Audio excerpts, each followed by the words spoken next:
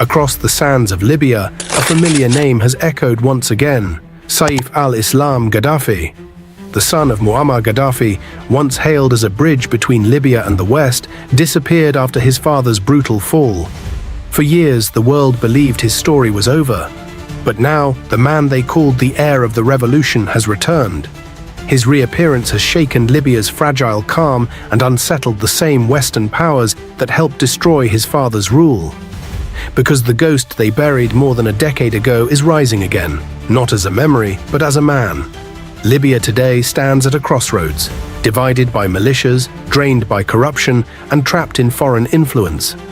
Yet as Saif al-Islam steps back into the light, a question echoes across the desert winds. Don't go anywhere.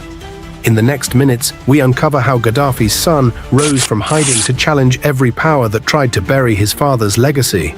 The fall of a man, the collapse of a nation.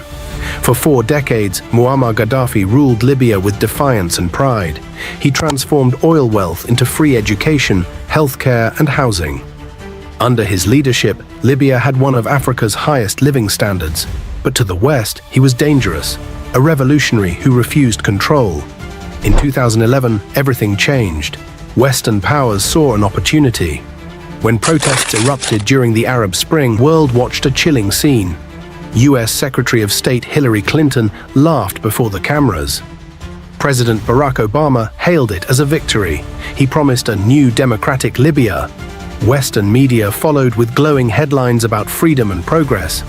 But those promises would soon turn to ash. The day Libya fell. When Gaddafi fell, Libya fell with him. The institutions that held the nation together disappeared overnight. Ministries dissolved. The national army broke into fragments. In place of order came chaos, dozens of militias claiming power, each with its own flag and its own warlord. The West had promised liberation, but what followed was destruction. A country once rich in oil, gold, and water became a battlefield. Human traffickers and smugglers thrived, turning Libya into a highway of suffering.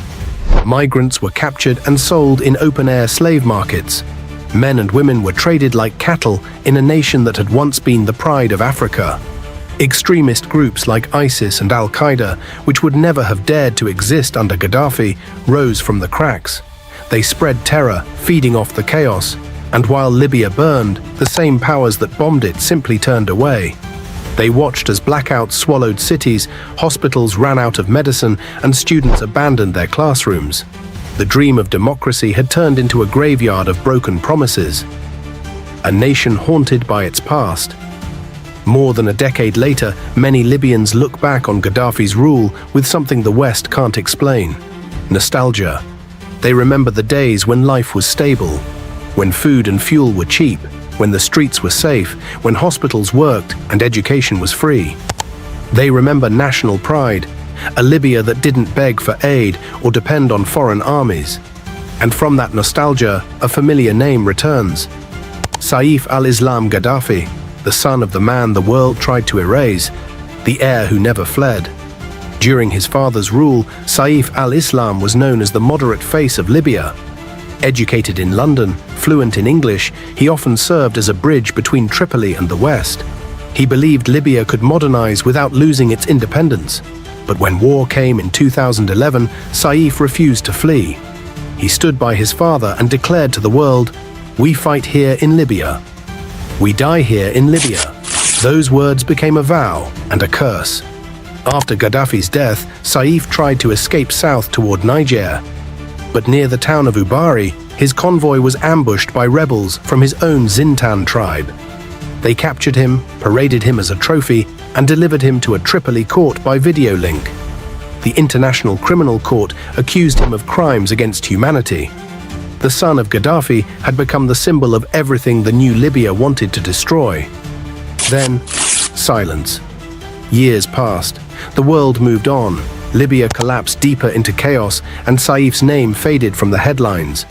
Until 2017, when news broke that Libya's eastern authorities had quietly pardoned and freed him. And just like that, the ghost of Gaddafi was alive again. The sun reappears. In 2021, after nearly a decade of silence, Saif al-Islam resurfaced. older, calmer, but far from defeated. In a rare interview, he described his years in captivity and his vision for Libya's future. He said Libya didn't need foreign saviors, it needed Libyans to save themselves from corruption and foreign control. He spoke like a man reborn. Then came the shock.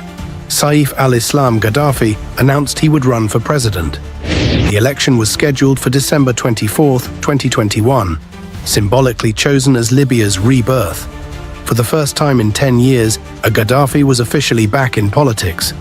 He said, "Politicians have given you nothing but suffering. It is time to return to the past." His campaign struck deep among ordinary Libyans tired of chaos. They longed for stability, order, and national pride. But those elections never happened. The rival governments in Tripoli and Tobruk failed to agree on electoral laws, keeping the country frozen in division. A country without a government. Libya today is split in two. The Government of National Unity rules from Tripoli in the west, while the House of Representatives operates from Tobruk in the east. Between them lies a no-man's land of militias, tribal leaders, and extremist pockets. Even United Nations efforts have failed to unite them. The result? A population that has lost all faith in its so-called leaders. Electricity barely works, schools close, hospitals decay. The people are angry, desperate, and ready for change. In this vacuum, the name Gadaffi has become powerful again. For some, Saif al-Islam represents revenge. For others, he represents hope, the return of order and dignity. Between Haftar and the West, but Saif's path to power is filled with obstacles. In the east stands General Khalifa Haftar, commander of the Libyan National Army, who believes he alone can stabilize the country. He once dismissed Saif as naive, saying he lacked popular support. Yet even Haftar's own power is limited, and many Libyans distrust his ties to foreign backers. Analysts say Saif still commands loyalty among Gaddafi's old supporters. Tribes, former officials, and military families who once benefited from the old regime. In cities across the western Green Belt, whispers of the return of the green flag are growing louder. But no one truly knows how wide his support runs, because Libya hasn't held national elections in more than 8 years. Nostalgia versus fear. Even some who once opposed Gaddafi's dictatorship now admit that life under him was safer. They say, yes, we had fear, but we also had peace. Today we have freedom, but no life kidnappings, ransom killings, and road ambushes have become normal. A person can leave home in the morning and never return. Oil exports have collapsed, and without foreign currency, the economy is dying. It's in this chaos that nostalgia becomes political.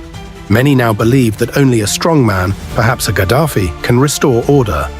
And Saif al-Islam knows it, wanted by the ICC. Yet, beyond Libya's borders, Saif remains a wanted man. The International Criminal Court still accuses him of war crimes committed in 2011. Legally, that should make him ineligible for any office.